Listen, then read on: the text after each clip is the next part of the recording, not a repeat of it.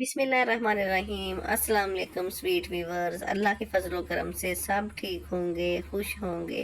आज हम drama serial बेरंग की एपिसोड नंबर 84 में देखेंगे क्या इसमें इंटरेस्टिंग होने वाला है और क्या दुख दर्द भरी कहानी इसमें शामिल हुई है। दुख की बात तो ये है कि एमन जो इतने अरसे से तकलीफ में थी, जब उसको थोड़ी सी खुशी मिलने लगी, लेकिन उस वक़्त उसका शौहर शहरियार इस दुनिया से ही चला गया। जब शहरियार को भी अच्छी तरह से एहसास हो गया कि मैंने एमन के साथ ज्यादती की है और आयमा की और अपनी माँ की बातों में आकर उसने एमन के साथ बहुत ज्यादती की, हालांकि वो एमन से बहुत ज़्यादा शिद्दत से मोहब्बत करता था और अपनी मोहब्बत की शादी की थी, फिर भी उसने एमन के साथ बुरा सलूक किया। लेकिन उसको एहसास हो गया और वो हर वक्त एमन के लिए रोता तड़पता रहता। जब जब से उसने आयमा से शादी की थी, आयमा ने उसकी ज़िंदगी नरक बना कर रखी हुई थी और हमेशा उसको ब्लैकमेल करती, बुरा भला कहती और एमन के बारे में अजीबो गरीब किस्म की बातें करती और एमन के बारे में उसके दिल में नफरत डालने की कोशिश करती। जबकि शहरियार आयमा की फितरत को अच्छी तरह से जानता था कि आयमा और मेरी खाला किस फितरत की औरतें हैं। वो आयमा को हमेशा अब यही कहने लगा कि आयमा तुम मेरी जान छोड़ दो, जो तुम्हें चाहिए था, तुमने सिर्फ मुझसे दौलत की लालच में शादी की, वो तुम्हें मिल गई है और मैं बाकी ज़िंदगी एमन के साथ गुजारना चाहता हूँ, तुम मेरी जान छोड़ दो। लेकिन आयमा ने अपनी ज़िद बना ली थी, हालांकि वो भी शहरियार से कोई लगाव वगैरह उसको नहीं था। उसने सिर्फ अपनी ज़िद बनाई हुई थी एनी और एमा के साथ। इनकी एमन और आयनी की ज़िंदगी को पुरस्कून नहीं रहने दूंगी और अपनी खाला को भड़का झड़का कर रख दी। और दुर्दाना बेगम ही हमेशा फाखरा बेगम को इनके खिलाफ ही करके रखती और कहती कि बाजी इन दोनों लड़कियों ने तो हमारी ज़िंदगी नरक बनाई हुई है, और फाखरा बेगम को हमेशा ही इनके खिलाफ करके रखती और शहरियार और अफान पे सख्ती की जाती कि तुम दोनों ने अपनी बीवियों को सर पे चढ़ा कर रखा हुआ है। जबकि शहरियार की मौत की वजह से फाखरा बेगम की हालत बहुत ख़राब हो चुकी होती है और उसकी बेटी परी भी आ गई होती है। अपनी माँ की इस हालत को देखकर बहुत ज़्यादा रोती है, क्योंकि फाखरा बेगम इस दफ़ा सबसे ज़्यादा सदमे में वही गई, क्योंकि महरोज़ की मौत को भी वो नहीं भूल सकी थी। उसके बाद फिर भी संभल गई थी, लेकिन शहरियार और अफान की सूरत में उसके पास दो बेटे थे। शहरियार से वो बहुत ज़्यादा मोहब्बत करती थी, क्योंकि शहरियार अपनी माँ की कोई भी बात नहीं टालता, गलत सही को अच्छा ही कहता था और शहरियार ने अपनी माँ की हर बात को माना। फाखरा बेगम इस बड़े सदमे में बहुत ज़्यादा नडाल थी, उसको इर्द गिर्द की कोई होश नहीं थी। लेकिन उस दौरान आयमा और दुर्दाना को मौका मिल जाता है लोगों को बातें करने का और एनी की ज़िंदगी को नर्क बनाने का। वो एनी को बहाने बहाने से ताने मारती और उसको उल्टी सीधी बातें करती और अपनी बेटी की तारीफें करती रहती। मेरी बेटी तो बहुत गम में नडाल है, उसको तो कोई होश नहीं। और फाखरा बेगम को आकर बताती कि मेरी बेटी तो इतनी सदमे में है, वो एनी जैसी होशियार भी नहीं है, अब मैं क्या करूँगी, मेरी बेटी भरी जवानी में बेवा हो गई है, मैं बाजी अब मैं क्या करूँगी। लेकिन फाखरा बेगम इस दफ़ा इस इतने सदमे में होती है तो उसको कोई कुछ भी नहीं कहती और वो चुप खामोश लेटी रहती है। और फाखरा बेगम, लेकिन उसको ये अंदाज़ा हो जाता है कि ये दोनों माँ बेटियाँ कितनी चालाक हैं और कितने मौके का फ़ायदा उठा रही हैं, और एनी को बार बार हर दफ़ा बताने देती और जलील करके वहाँ से निकाल देती और कहती कि मैं अपनी बाजी का ख्याल खुद ही रख लूँगी, तुम यहाँ से जाओ, तुम्हारी कोई ज़रूरत नहीं, तुम दोनों बहनों बहुत महसूस हो, तुम दोनों ने दोनों इस घर के दोनों बेटों को ख़त्म कर दिया। लेकिन एनी उस वक़्त कुछ नहीं बोलती और वो खाला को तसल्लियाँ देती है और अपनी सास को भी, और कमरे से बाहर चली जाती है। और फरी भी इस वक्त बहुत ज़्यादा सदमे में होती है अपने भाई की और अपनी माँ के पास बैठी होती है। उधर से अफान आ जाता है, वो भी अपनी माँ को देखकर नडाल हो जाता है, लेकिन अपनी माँ की इस हालत को संभालने की कोशिश भी करता है और अपनी माँ से मोहब्बत और प्यार से बात करता है कि अम्मी आप हौसला करें, अगर आप ही हिम्मत हार गई तो हमारा क्या होगा। लेकिन फाखरा बेगम इस दफ़ा बहुत ज़्यादा सदमे में होती है, उसको कुछ समझ नहीं आता, उसकी तो दुनिया ही लुट जाती है। जिसके दो जवान बेटे चले जाए, लेकिन फाखरा बेगम एक मजबूत औरत थी, लेकिन इस दफ़ा ऐसे लगता है कि वह टूट गई है, जैसे अंदर से बिखर गई हो। वो किसी को भी कुछ नहीं कहती और वो हर अपने पिछले किए हुए बातों को सोचती है कि मैंने किसके साथ क्या ज्यादती की, और फिर वो देखती है कि एनी और एमन ایمن کے ساتھ میں نے بہت زیادتی کی، ان دونوں بہنوں کو میں نے بہت تنگ کیا اور ان پہ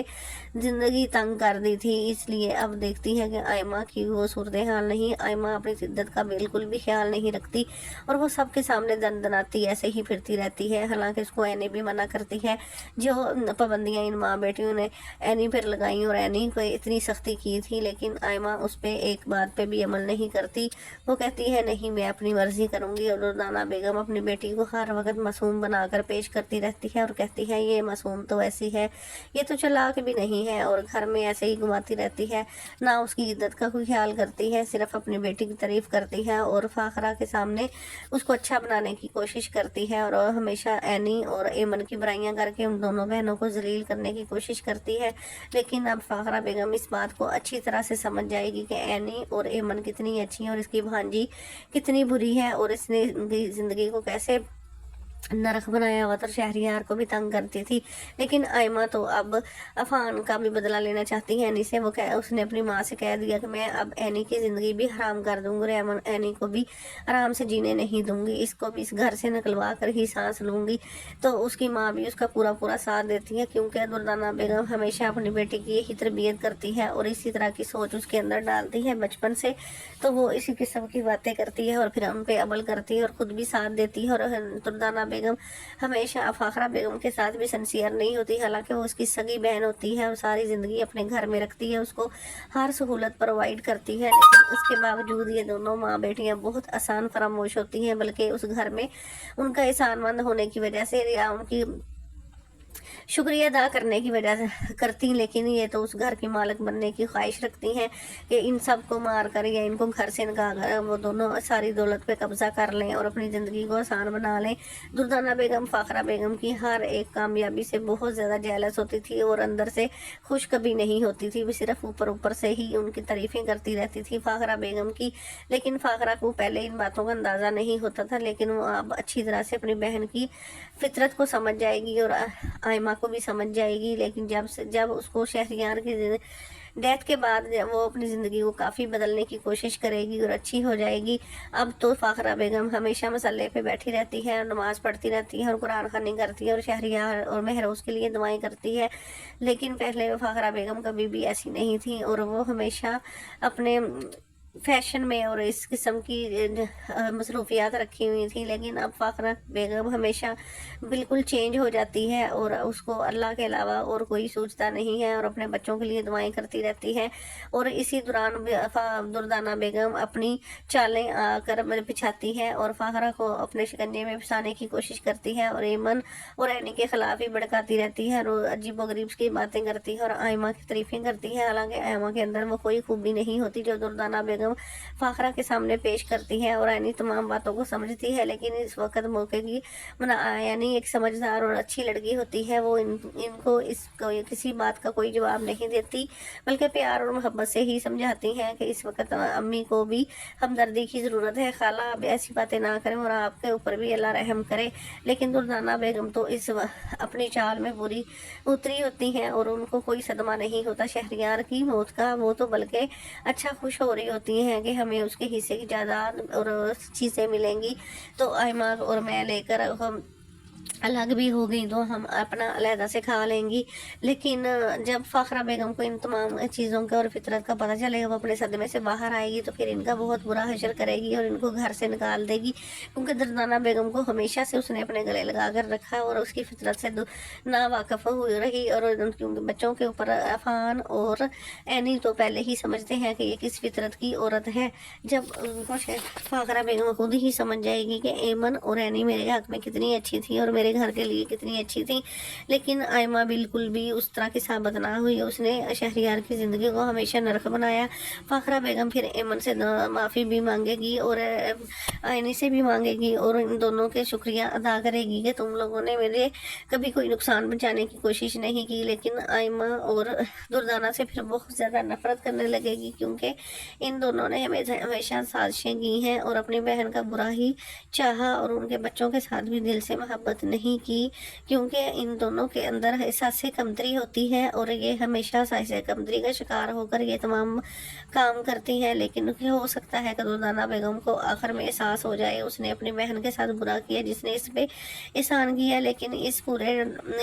ڈرامے میں شہریار کی ڈیتھ کا پورے گھر کے اندر سناٹا ہوتا ہے، عفان بھی بہت پریشان ہوتا ہے اور افری بھی، اور ان تینوں رہنے بھی ایمن کا تو برا ہی حال ہوتا ہے۔ وہ تو اپنے گھر چلی جاتی ہے کیونکہ وہ چاہتی ہے کہ میں یہاں پہ عدت پوری نہیں کر سکتی اور نہ میں رہوں گی، شہریار ہی نہیں رہا تو میں بھی، لیکن یہاں پہ دردانہ اور ایما نے ان کو اس کا جینا حرام بھی کر دینا تھا، اس کو رہنے بھی نہیں دینا تھا، اسی لیے وہ اپنے ماں باپ کے گھر چلی جاتی ہے۔ اور پھر فاخرہ بیگم کو بہت احساس ہوتا ہے کہ میں ایمن کو واپس لے کر آؤں اور اپنے گھر میں ہی اس کی عدت پوری کروائیں۔ آگے جاننے کے لیے میرے ساتھ جڑے رہیں، انشاءاللہ آپ کو انٹرسٹنگ سٹوری سے آگاہ کرتی رہوں گی۔ پلیز مجھے سبسکرائب لازمی کیا کریں جو نیو دیکھنے والے ہیں، اور لائک بھی کیا کریں۔ اللہ حافظ۔